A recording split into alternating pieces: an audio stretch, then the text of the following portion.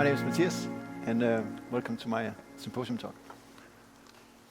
I'm representing Link Arkitektur, one of the larger companies here in Scandinavia. We have around 500 employees, and we are doing all kind of, we work within all fields of architecture, and we specialize in residential and in healthcare. I'm in our digital unit called Link.io, and we help Link Arkitektur augment design, visualize performance, and in the end create more joy and better projects. And we coined this as the augmented architect. And to get to here, we have to look into the machine room. So I dive right in and say, I love working with Rhino and Grasshopper. Raise your hand if you also. Yay, I'll talk to you 5. No. And that allows us to talk together with the BIM world through Speckle, but it also allows us to sketch in early phase and get KPIs through analysis with especially daylight through Climate Studio and Ladybug Honeybee. We also create our in-house plugin for Rhino. We have a tradition of working with Grasshopper scripts, and we found out that many of our colleagues are very afraid of this spaghetti monster. So we moved the calculations we have from Grasshopper into Rhino, and now we have a Rhino panel, and you can start sketch your volume studies. And this is right now a platform that's very extensible, so we can add various analysis to it. It's kind of a BIM, kind of what we have with BIM, just much more simplified, because in early phase we don't have time to tag 200 categories of BIM objects.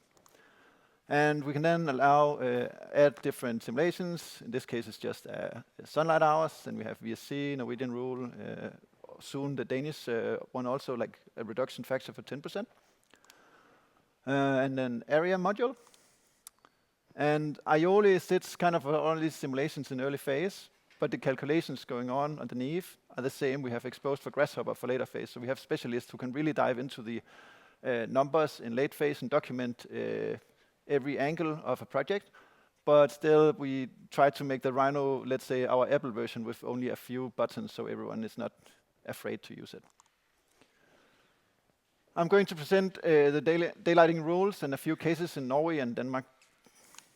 In Norway, we have the 2 pre-accepted rules. They have been mentioned previously today. We have a rule of average daylight factor of 2.0 per room, and then we have this simplified method. The simplified method says that you have to have more than 10% of your floor area as glass area, but you have to remove the sill area. That's not efficient glass area. And then you have to check from the center of the remaining glass if it's unobstructed in a 45-degree obstruction. So basically, you have to do a section of every window and show that it's not colliding with neighboring buildings. Then you divide that, or you check the room floor area. And to mitigate or to include the balconies above, you basically just add that floor area to your room area before you divide. This is how it's usually been done. You measure all these things in BIM. Maybe you take off some schedules. You do a little bit of math to see if you correctly can remove the sill heights.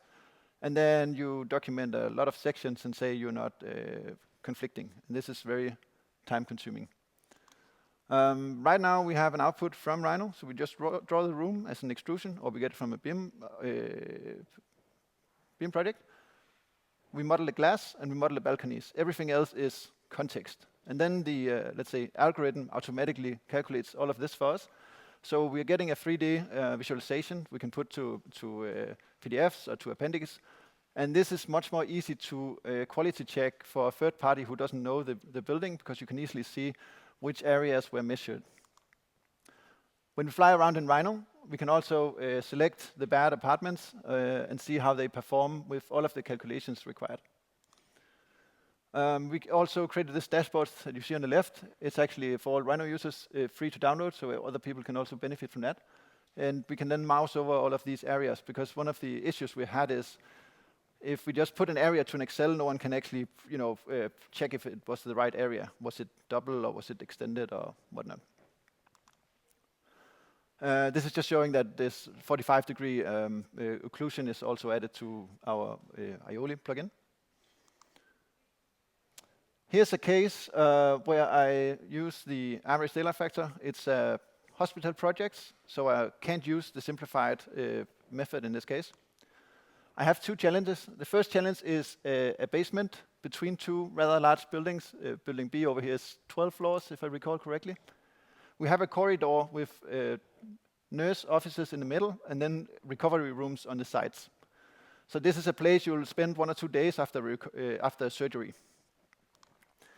If we look at the access to the sky, on the right-hand side, you have a fair access to the sky in the section.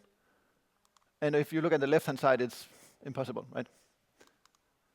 If you look at the VSC, just at the VSC section, you also see that you have double as high numbers on the right-hand side as you have on the left-hand side. When we look at the luminances on an overcast sky, you can also see that the lux values on the parapets kind of reflect the exterior. So when you have a little building to the left, you're getting higher values on the right, and the opposite. You also see that the entire area down here is on the left-hand side of the daylight factor 2. So the nurse offices is okay, but what do we do with the rooms underneath? I'll focus on the ones to the left because they are much darker than the ones on the right. On the left, we are lucky that we could argue to get some roof lights in. They were very expensive because it's fireglass for the neighboring buildings, so we had to be very delicate on how we placed them. We had a workshop with the users also, trying different shapes. One of the shapes was actually one that was more in the corner, and one of the users said, this looks like a chapel, and this is not something you want to be associated with when you're waking up from recovery. The other challenge is lower floors in a very tight courtyard. The method, at this point, the hospital planners had sort of laid out rooms in a BIM model.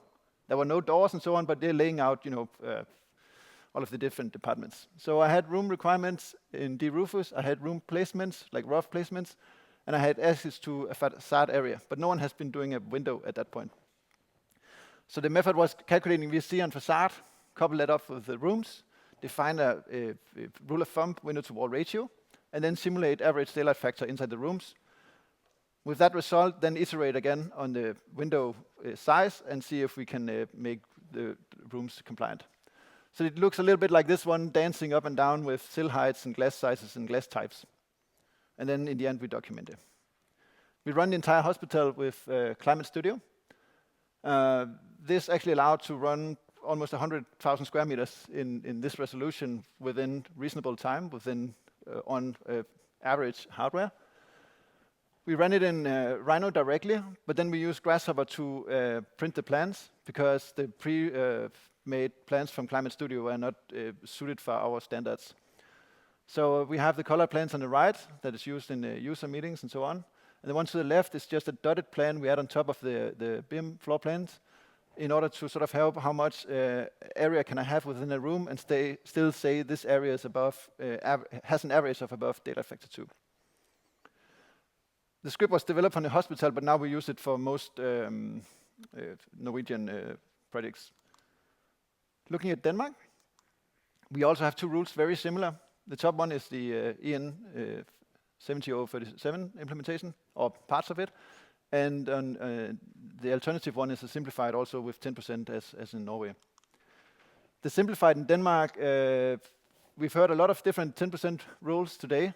This one, I must say, it sounds like it's the one that mitigates the best way of implementing context. Because you have, you say your efficient glass area is your glass area multiplied with light transmittance, area to your context, side fins, balconies, and there's a reduction factor for every one of them. So you might have, I think, 10 different factors that you measure geometrically and multiply. And you imagine this is something that can take quite some time for a whole building. Coming back to Aioli, we added properties for the window, so you can find many of these factors itself. It starts tracing out the balcony and so on. And also some of the factors relate to inside the room. So one is there any floor area further away than, I think it's 6 meters from the window? And you can do that geometrically, just doing some circles around each window and see if there's any floor area remaining. One of the factors is tagging the exact corner of a side fin on external feature or the opposing corner of a courtyard. We've tried this with scripts. It's very difficult to automate. So we embraced the fact that, okay, this one factor we just have to tag manually. So we made a button in Rhino, and you click 4 times, and then that is tagged. A case where we use this is Amtssygehuset Grunden in Aarhus, a former county hospital. And we are renovating the existing hospital ward down here to apartments. And we're then creating 2 new buildings, also apartments. And here we see the interplay between new and old facades. The first approach was to look at the VSC on the facade. And I used to tell my colleagues, don't look too much at the VSC because it can create a false sense of safety if you don't know what you're doing. So what we do is always put some kind of apartment down there. Maybe a dummy from a previous project. Just draw maybe a rectangle, give it a window. And the way we do it with the script here is very minimal work required. We draw a rectangle for the floor, for the glass, and then we model eventual external features. In this case, we have a setback balcony, so that's very roughly sketched out there. And then we're actually getting the number directly in Rhino if we are compliant or not. We can also sort of batch tag this sidefremsprings factor that I was mentioning before, the opposing corners. So it's not that man-hour heavy anymore. When we sketch in Rhino, we have, I wouldn't say real-time, but close to real-time feedback.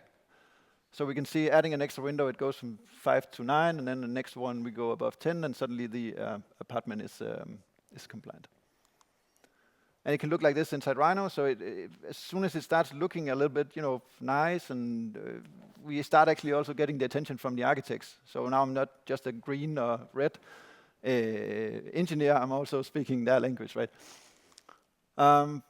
We laid out everything automatically as plans in Rhino, so we can comment on them and keep them for collaboration meetings. And coming back to a theme that we saw in the last session, here's a few examples comparing the different rules. Here's a simple room. It's 3 by 3.5 meters. It has a window, and it has varying sizes of a courtyard. And you see on the top left, here's the Danish simplified rules and the daylight autonomy. Here's the Norwegian 45 degree and the mean daylight factor. And you see as you squeeze the courtyard, all of the above, except the 45 degree in Norway, starts failing. So there's a gap between the simulation and the calculation, and we all know that from previous session also. And this gap is actually quite large. We see here that we are way above the requirements on the simplified rules, but way below on the simulations. If we add a balcony, this is something they're very fond of in Norway, even in dense context. This gap gets bigger. They even love that 2-meter deep balconies in the lower floors.